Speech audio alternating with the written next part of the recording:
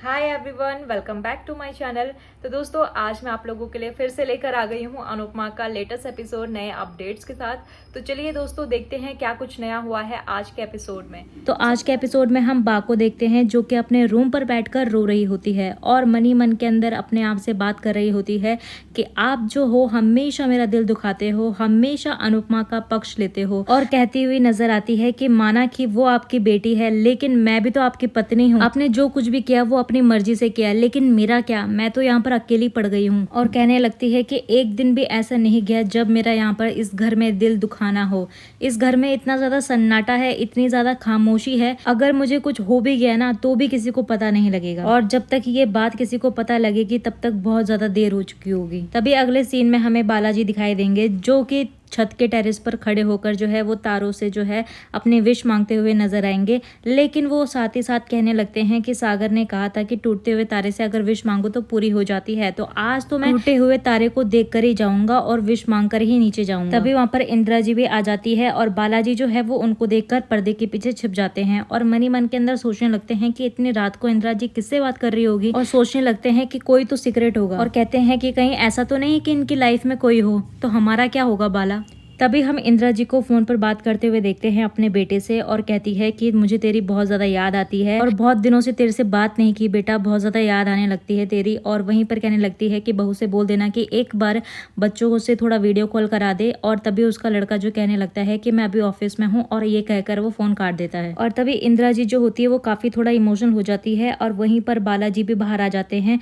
तो इंदिरा जी कहने लगती है कि अन्ना आप यहाँ, तो बालाजी कहने लगते हैं कि प्लीज मुझे अन्ना मत बोलिए। और वहीं पर इंदिरा जी कहने लगती है कि आपने मेरी बातें सुनी, तो अन्ना जी ने कहा कि हाँ थोड़ी बहुत तो सुनी, लेकिन मैं किसी को नहीं बताऊंगा, प्रॉमिस। तो अगले सीन में हम देखते हैं कि वनराज को किसी की कॉल आती है और वो उस आदमी से कहता है कि हमारे बीच में जो भी ट्रांजैक्शंस हुई है वो किसी को पता नहीं चलनी चाहिए। और फिर वो मनी मन के अंदर सोचने लगता है कि तोशु और पाखी तो है तो मेरी जान, लेकिन दोनों के दोनों गधे हैं। और कहता हुआ नजर आएगा कि अच्छा हुआ कि मैंने इस अमाउंट के बारे में इन दोनों को नहीं बताया, वरना ये दोनों इस अमाउंट को भी उड़ा देते। और अब मैं उस अमाउंट को सोच समझ के इन्वेस्ट करूंगा ताकि मेरी फैमिली को बाद में कोई प्रॉब्लम ना हो। तो दोस्तों, अगले सीन में हमें अनुपमा दिखती है जो कि कॉफी को मना करती है कावेरी को परेशान करने के लिए। तो अगर आप लोगों को पता ना हो कि ये दोनों कौन है तो मैं आपको बता दूं कि कॉफी जो है वो उनका डॉगी है और कावेरी जो है वो गाय है। और कॉफी जो है वो गाय को भौंक रहा होता है, तो इसीलिए वो मना करती है उसको परेशान करने के लिए। और तभी अनुपमा जो होती है कॉफी की बॉल निकालती है और उसको बाहर की तरफ फेंकती है और कॉफी भी उसके पीछे पीछे बाहर की ओर चला जाता है। और जैसे ही कॉफी जो है वो बाहर जाता है तो वो अनुज से मिलता है और अनुपमा और अनुज जो है वो एक दूसरे के प्रेजेंस को फील कर रहे होते हैं। तभी अनुज को जो है पंडित जी की आवाज आती है और वो उसको बुला रहे होते हैं, तो वो मंदिर की ओर चल देता है। और उसी टाइम अनुपमा भी अनुज को जाते हुए देख लेती है। तभी हमें अगले सीन में दिखाया जाता है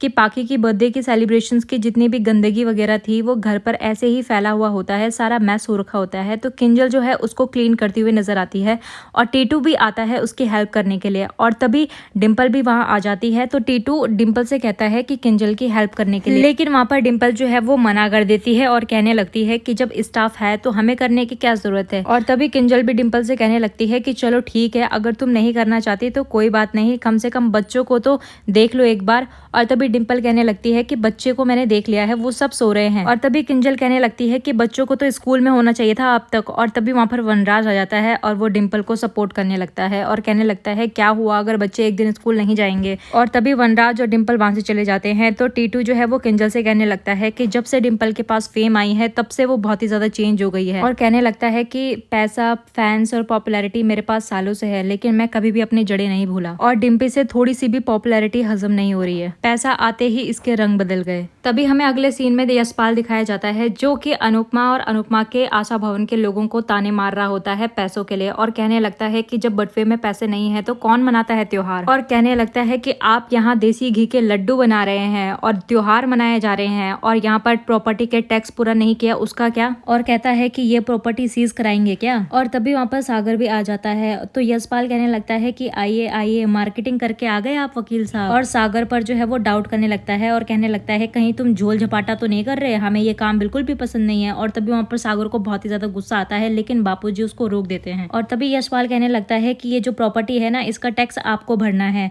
वरना अगर नहीं भरा ना तो सब लोग सड़क पर आ जाओगे। और तभी अनुपमा कहने लगती है कि आप चिंता मत कीजिए यशपाल जी, हम टैक्स भरेंगे और आशा जी का ये सपना टूटने नहीं देंगे और कोई भी सड़क पर नहीं आएगा। और तभी यशपाल जो है उनको कहने लगता है कि गजब का कॉन्फिडेंस है यार, वाह गरीबो वाह, चलो हम चलते हैं। और तभी जब वो वहां से चला जाता है तो सब घर वाले जो होते हैं आशा भवन के लोग परेशान हो जाते हैं और नंदिता तो कहने लगती है कि इतनी छोटी बच्ची को कहाँ लेकर जाऊंगी मैं। और तभी अनुपमा जो है वहाँ के सब लोगों को हिम्मत देती है और कहने लगती है कि हम मिलकर लड़ेंगे। और वो वहाँ के लोगों को सबको भरोसा दिलाती है कि हम कहीं नहीं जाएंगे, हम यहीं रहेंगे। और सागर भी अनुपमा को सपोर्ट करता है और कहता है ज्यादा स्ट्रेस मत लो आप। तभी हमें अगले सीन में दिखाया जाता है कि किंजल जो है वो बच्चों को रोक रही होती है खेलने से, लेकिन वहाँ पर जो है बच्चे बहुत ज्यादा शरारती करते हैं, इधर उधर घूम रहे होते हैं। तो किंजल जो है परेशान होकर बैठ जाती है और कहने लगती है कि अगर ठीक है, अगर तुम्हें चोट लगी ना फिर रोते हुए मेरे पास मत आना। और तभी वहाँ पर सागर जो है वो किंजल भाभी को हाय करते हुए नजर आता है और कहता है कि हाय भाभी कैसे हो। तो किंजल भी सागर से बात करने लगती है और तभी सागर कहता है और कहने लगता है कि इस वानर सेना को आप कैसे संभाल लेती है सुबह से लेकर शाम तक, मैं होता तो बिल्कुल भी नहीं संभाल पाता। और तभी वहाँ पर किंजल भी सागर से पूछती हुई नजर आती है कि पूरे दिन तुम काम ही करते रहते हो या फिर गर्लफ्रेंड भी है तुम्हारी। और तभी सागर कहने लगता है कि नहीं भाभी, अभी मेरे पास गर्लफ्रेंड वगैरह बनाने का टाइम नहीं है, अभी मुझे अपना करियर बनाना है। और तभी वहां से पाखी आते हुए नजर आती है, लेकिन सागर के हाथ से वहां पर पॉट जो है वो छूट जाता है और उसकी गंदगी जो है वो पाखी के पैंट पर लग जाती है। और तभी वो चिल्लाने लगती है और कहने लगती है कि तुमने ये जानबूझकर किया है ना, मुझे सब पता है, तुम मुझसे बदला लेना चाहते हो। और तभी सागर जो है उसको सॉरी कहता है और कहने लगता है कि कौन सा बदला, हमारी कौन सी तलवारें लड़ी थी जो मैं तुमसे बदला लूंगा। और तभी पाखी जो है कहने लगती है कि एक तो गलती करते हो और ऊपर से जवान चलाते हो, एक थप्पड़ दूंगी ना।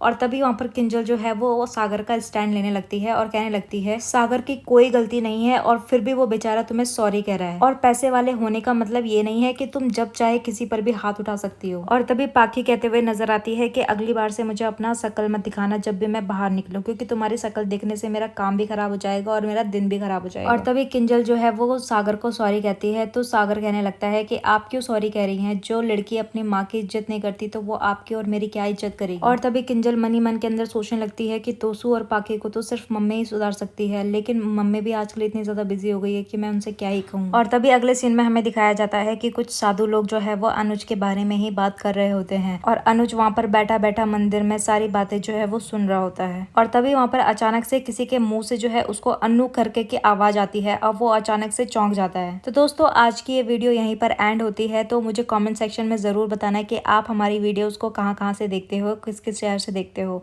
तो चलिए दोस्तों वीडियो को लाइक शेयर सब्सक्राइब जरूर कर दीजिएगा।